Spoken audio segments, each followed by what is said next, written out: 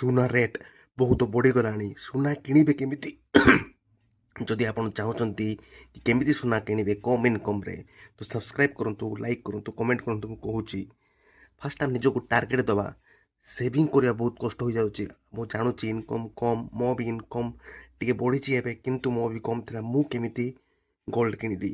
ଆପଣ ଟାର୍ଗେଟ୍ କରାନ୍ତୁ 1 gram gold coin. 1 gram gold coin କିଣିବାଟା କେତେ? 10,000 11,000। ତ ଫାର୍ଷ୍ଟ ଟାର୍ଗେଟ୍ ବନାନ୍ତୁ 10,000 କେମିତି ସେଭ୍ କରିବି। ଯଦି ବାହାରେ ଏକ୍ସଟ୍ରା କ'ଣ ଖାଉଛନ୍ତି, ପକୋଡ଼ା, ଚିକେନ୍ ପକୋଡ଼ା, କିଛି ଗୋଟେ ଅଯଥା ଖର୍ଚ୍ଚ, ତାର ଲିଷ୍ଟ ବନାନ୍ତୁ। ଆଉ ତାକୁ ଡିସିପ୍ଲିନ୍ ସହିତ ସେ ଖର୍ଚ୍ଚ ବନ୍ଦ କରିକି ସେ ପଇସା ସେଭ୍ କରନ୍ତୁ। ଗୋଟେ କୁଣ୍ଡି ଗାତ ନହେଲେ କେଉଁଠି ବି ସେଭ୍ କରନ୍ତୁ। ଯେମିତି ସେଭ୍ କଲେ ଆପଣ 12,000 13,000 ଟଙ୍କା ସେଭ୍ କରିପାରିବେ। ସେ ଟଙ୍କା ସେଭ୍ କରିକି ଆପଣ ବ୍ୟାଙ୍କରୁ କାଢ଼ନ୍ତୁ, ନହେଲେ ଘରେ ବି ସେଭ୍ କରିକି ତାକୁ 1 ଗ୍ରାମ ଗୋଲ୍ଡ କଏନ୍ କିଣନ୍ତୁ। ତାପରେ ନେକ୍ସଟ ମନ୍ଥ 1 ଗ୍ରାମ, ତାପରେ ଟ୍ରାଏ କରନ୍ତୁ 2 ଗ୍ରାମ। ଏମିତି କରି ଆପଣ ଟଙ୍କା ସେଭ୍ କରିବା ଜାଗାରେ ଗୋଲ୍ଡ ସେଭ୍ କରନ୍ତୁ। ଫ୍ୟୁଚର ଆପଣଙ୍କ ବ୍ରାଇଟ୍ ଯିବ। ତାପରେ ତାକୁ ସେଲ୍ କରିକି ପ୍ରପର୍ଟି କିଣିବେ। ତ ଫାର୍ଷ୍ଟ ଟାର୍ଗେଟ୍ ହେଲା 1 ଗ୍ରାମ ଗୋଲ୍ଡ କଏନ୍ କିଣିବା। 10ରୁ 12,000 ସେଭ୍ କରିବା ହେଲା ଫାର୍ଷ୍ଟ ଟାର୍ଗେଟ୍। ମୁଁ ବି ଏ ମାସ କିଣିବି।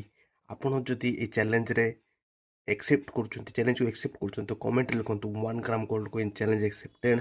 ଆଉ ଆପଣ DM କରିପାରିବେ, ଆପଣ କମେଣ୍ଟ ବି କରିପାରିବେ, ସବସ୍କ୍ରାଇବ୍ କରିପାରିବେ। ଦେଖିବା ଏଚିଭ୍ କରିପାରୁଛନ୍ତି କି ନାହିଁ। ନିଜକୁ ଚ୍ୟାଲେଞ୍ଜ ଦିଅନ୍ତୁ 1 ଗ୍ରାମ ଗୋଲ୍ଡ କଏନ୍ ଚ୍ୟାଲେଞ୍ଜ। ଏହା ଆପଣ ମିଡ଼ିଲ୍ କ୍ଲାସ୍ରୁ ଧନୀ କରିବ। ଏହା ପ୍ରାକ୍ଟିକାଲ୍ ଷ୍ଟ୍ରାଟେଜି କହୁଛୁ, ଖାଲି ମୋଟିଭେସନ୍ ମୁଁ କୁହେନି।